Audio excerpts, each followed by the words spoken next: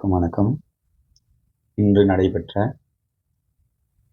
NMMS தேர்விற்கான chat பகுதியில் social சயின்ஸோட விடை குறிப்புகளை தான் நம்ம இப்போ பார்க்க போகிறோம். என்எம்எம்எஸ் 2025 இந்த சோசியல் சயின்ஸோட கீ ஆன்சர்ஸு. Question number 146. நாணயங்களில் உள்ள உலோகக் கலவை பேரரசின் டேஸ் நிலையை குறிக்கும், பொருளாதார நிலையை குறிக்கும். 147.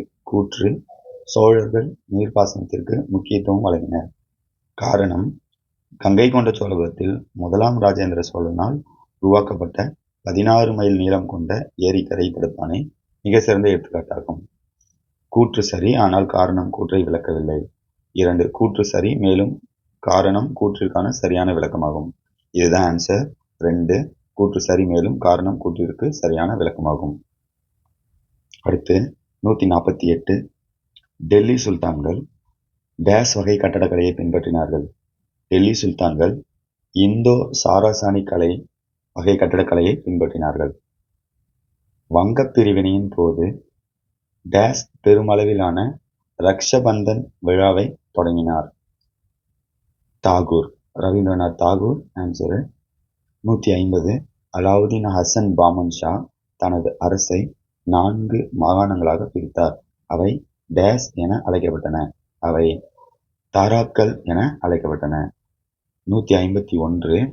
டேஸ் முகலாய நிர்வாகத்தில் இராணுவத்துறைக்கு அமைச்சராவார்.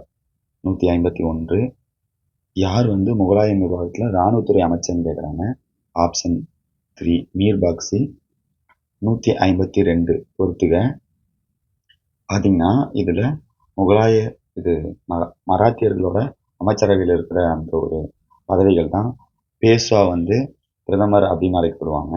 சுர்னாவிஸ் செயலர் அப்படிம்பாங்க. சேனாதிபதி தளபதி, நியாதாஸ் நீதிபதி. ஸோ இதை இப்போ அப்ளை பண்ணோம் அப்படின்னா பேஷ்வா பிரதமர், சுர்னாவிஸ் செயலர், சேனாதிபதி தளபதி, நியாதாஸ் நீதிபதி.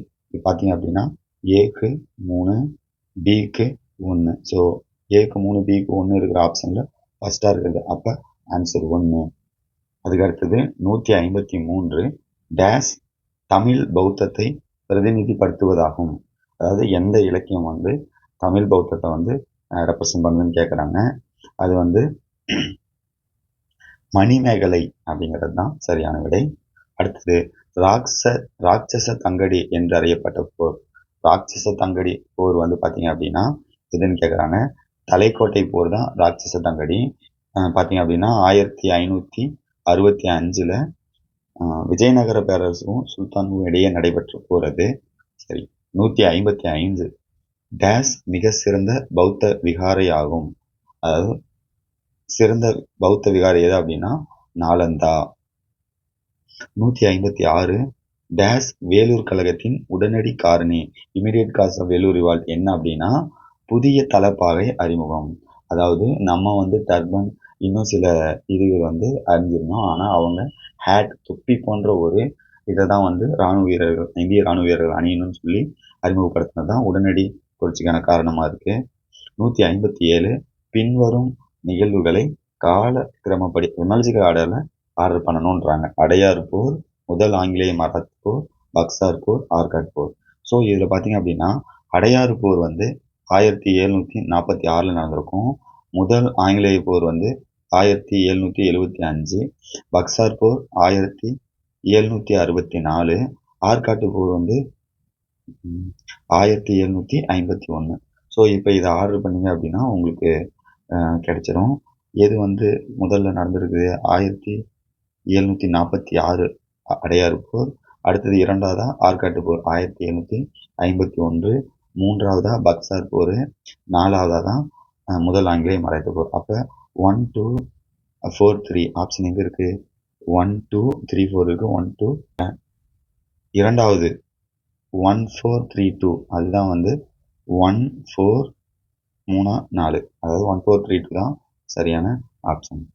அதுக்கு அடுத்தது 158. செல்வச் சுரண்டல் கோட்பாட்டை முன்மொழிந்தவர். ட்ரைன் தியரி அப்படின்னு சொல்லுவாங்க. அதை முன்மொழிந்தவர் யாருன்னா தாதாபாய் நெவ்ருஜி. 159. கீழடி தமிழ்நாட்டில் எந்த மாவட்டத்தில் அமைந்துள்ளது? நிறைய பேருக்கு தெரிஞ்சிருக்கும். சிவகங்கை மாவட்டத்தில் அமைஞ்சிருக்கு. அடுத்தது 160 உலகின் மிகப்பெரிய செயல்படும் எரிமலை எது அப்படின்னு கேட்குறாங்க. உலகின் மிகப்பெரும் செயல்படும் எரிமலை மவுனா லோவா. 161 கீழ்கண்ட படம் எதை குறிக்கிறது?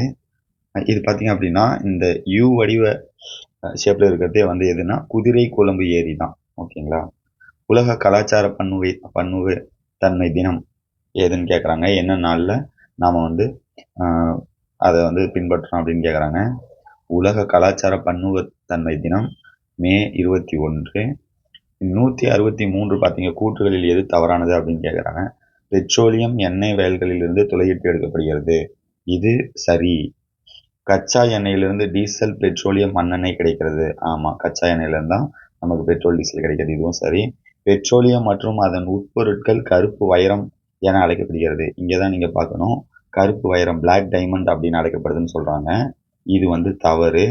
என்னன்னு சொல்லுவாங்க அப்படின்னா கோல்டுன்னு சொல்லுவாங்க. Black gold. அப்போ கருப்பு வைரம் என அழைக்கப்படுவது தான் தவறு. இது வந்து அரேபிய நாடுகள் தான் முதன்மை கல்ஃப் கண்ட்ரிஸ்ன்னு சொல்லுவாங்க. அவங்க தான் வந்து எண்ணெயில் அதிகமாக வந்து எண்ணெய் எடுக்கிறது.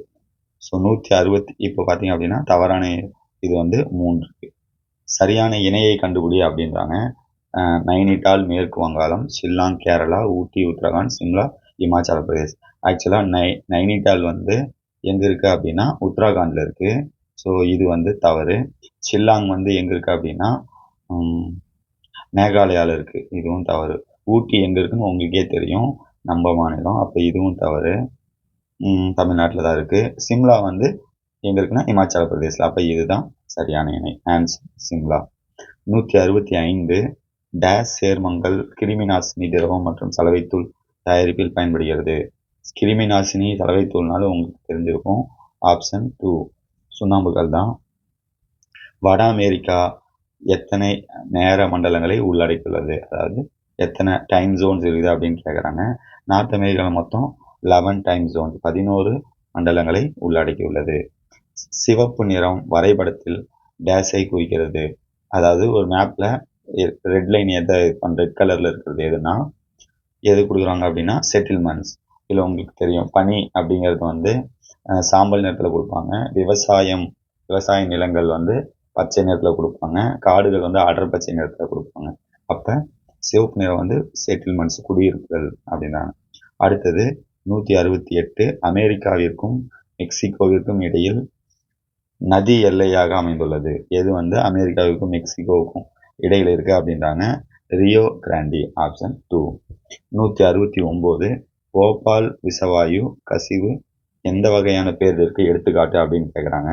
அது பார்த்தீங்க அப்படின்னா போபால் விஷவாயு கசிவு பொறுத்த வரைக்கும் மனிதனால் ஏற்பட்ட ஒரு பேரிடர் தான். அதனால அது மேன்மேட் டிசாஸ்டர் தான். டேஸ் மண்டலத்தில் தென்னிந்தியா உள்ளது. இதை வெப்ப குளிர் துருவ மண்டலம் அப்படின்னு கேட்குறாங்க. தென்னிந்தியாவை பொறுத்த வரைக்கும் எந்த மண்டலத்தில் அமைந்திருக்கு அப்படின்னா டோரிட் ஜோன் என்று சொல்லப்படக்கூடிய வெப்ப மண்டலத்தில் அமைஞ்சிருக்கு. அதே வட இந்தியா நார்த் இந்தியா வந்து எதில் இருக்குது அப்படின்னா மித வெப்ப மண்டலத்தில் இருக்கும். ஸோ 171 டேஸ் பாறைகள் அழுத்தம் மற்றும் இணைதல் மூலம் உருவாகின்றன. ஸோ பாறைகள் வந்து அழுத்தத்தாலையும் நிறைய தாள்கள் இணைஞ்சு உருவாகிறது எந்த பாறைன்னு கேட்குறாங்க. செடிமெண்ட்ரி ராக்ஸ் என்று சொல்லப்படக்கூடிய படிவு பாறைகள் தான். 172 இவற்றில் எது வறட்சி ஏற்பட காரணம் அல்ல அப்படின்னு கேட்குறாங்க. பருவமழை பொய்த்தல். பருவமழை வரல அப்படின்னா சீசன் இல்லைன்னா வறட்சி ஏற்படும். காடுகள் வளர்ச்சி ஏற்படுறதுக்கான காரணமா அப்படின்னா இல்லை. அப்போ இதுதான் ஆன்சரு. காடுகள் வளர்ப்பதன் மூலமாக நமக்கு வறட்சி ஏற்படாமல் இருக்கும். அடுத்தது பொறுத்துக. 173 தனியார் துறை தொழிலகம், கூட்டுத்துறை தொழிலகம், பொதுத்துறை தொழிலகம், கூட்டுறவுத்துறை தொழிலகம் 4க்கும் ஒரு எக்ஸாம்பிள் கொடுத்து மேட்ச் பண்ண சொல்கிறாங்க. எதுன்னு பார்த்தீங்க அப்படின்னா உங்களுக்கு தனியார் துறை எதுனா ரிலையன்ஸ் உங்களுக்கு நல்லா தெரியும். கூட்டுத்துறை தொழிலகம் அப்படிங்கிறது மகாநகர் வாயு நிறுவனம். பொதுத்துறை தொழிலகம் செயில் உங்களுக்கு தெரியும். Steel authority of India limited. கூட்டுறவுத்துறை தொழிலகம் வந்து ஆனந்த் மில்க் லிமிடெட், அதாவது ஆனந்த் பால் நிறுவனம். அப்போ 1:4 2:1 1:4 2:1 இருக்கிற அந்த ஆப்ஷன் பார்த்தீங்க அப்படின்னா ஒன்னே தான், முதலே தான். 174 மாநில சட்டமன்ற மேலவை உறுப்பினராவதற்கு குறைந்தபட்ச வயது கேட்குறாங்க. குறைந்தபட்ச வயது 30. 175 பொருந்தாத ஒன்றை தேர்ந்தெடு. All one அவுட்ன்றாங்க. தொலைக்காட்சி, வானொலி, செய்தித்தாள், கடிதம். ஸோ இதில் பார்த்தீங்க அப்படின்னா ஆல் ஒன் செய்தித்தாள். 176 சரியான கூற்று அல்லது கூற்றுகளை கண்டறியவும் அப்படின்னா எதிர்க்கட்சி தலைவர் கேபினெட் அமைச்சர் அந்தஸ்தை கொண்டிருப்பார். ஆமா, கேபினெட் மினிஸ்ட்ரியோட இதுதான் இருக்கும் அவருக்கு.